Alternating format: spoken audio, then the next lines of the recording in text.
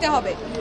দ্বিতীয় দাবি, আইন শৃঙ্খলা রক্ষাকারী বাহিনী এবং সন্ত্রাসী কর্তৃক ছাত্র নাগরিক হত্যার দায় নিয়ে স্বরাষ্ট্রমন্ত্রী আসিফুজ্জামান খান কামাল, সড়ক পরিবহন ও সেতু মন্ত্রী ওবায়দুল কাদের হবে।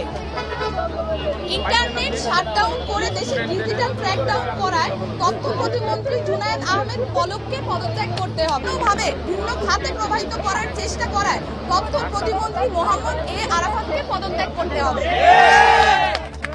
ঢাকা দাবি নাম্বার 3, ঢাকা সহ যত জায়গায় ছাত্র নাগরিক শহীদ হয়েছে সেখানকার ডিআইজি, পুলিশ কমিশনার ও পুলিশ সুপারদের চাকরি থেকে বরখাস্ত করতে হবে। দাবি নাম্বার 4, ঢাকা বিশ্ববিদ্যালয়, জগন্নাথ বিশ্ববিদ্যালয়, জাহাঙ্গীরনগর বিশ্ববিদ্যালয়, রাজশাহী বিশ্ববিদ্যালয় এবং চট্টগ্রাম বিশ্ববিদ্যালয় সহ সারা দেশের প্রত্যেকটি বিশ্ববিদ্যালয় যেখানে ক্যাম্পাসে আইন শৃঙ্খলা বাহিনী কর্তৃক শান্তিপূর্ণ আন্দোলনে হামলা হয়েছে, প্রত্যেকটি বিশ্ববিদ্যালয়ের ভিসি এবং প্রক্টরকে পদত্যাগ করতে হবে। নৃশংস হামলা পরিচালনা করেছে এবং যে সকল নির্বাহী ম্যাজিস্ট্রেট, পুলিশ ও সেনা কর্মকর্তাদেরকে নিরস্ত্র ছাত্র নাগরিকদের উপর গুলি করার নির্দেশ দিয়েছে তাদেরকে আটক করে হত্যা মামলা দায়ের করতে হবে ও দ্রুততম সময়ের মধ্যে গ্রেফতার করতে হবে।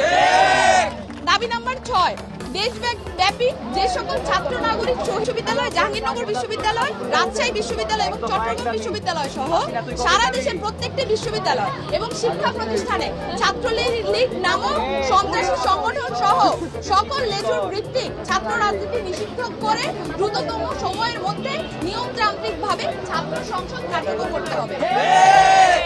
দাবি নাম্বার 8, অবিলম্বে সকল শিক্ষা প্রতিষ্ঠান ও হলগুলো খুলে দিতে হবে। কারফিউ তুলে নিয়ে সারা দেশের সমস্ত ক্যাম্পাসে মোতায়েনকৃত পুলিশ, র্যাব, বিজিবি, সোয়াট এবং আর্মি তুলে নিতে হবে। দাবি নাম্বার 9, বৈষম্য বিরোধী ছাত্র আন্দোলনের সাথে সম্পৃক্ত শিক্ষার্থীদের একাডেমিক ও প্রশাসনিক কোনো ধরনের হয়রানি করা হবে না, এই মর্মে অঙ্গীকার করতে হবে। ইতিমধ্যে গণগ্রেফতার ও পুলিশি হয়রানির শিকার সমন্বয়ক বৃন্দ ও ছাত্র নাগরিকদের অবিলম্বে মুক্তি দিতে হবে ও সকল মামলা প্রত্যাহার করতে হবে। এই ছিল আমাদের 9 দফা দাবি।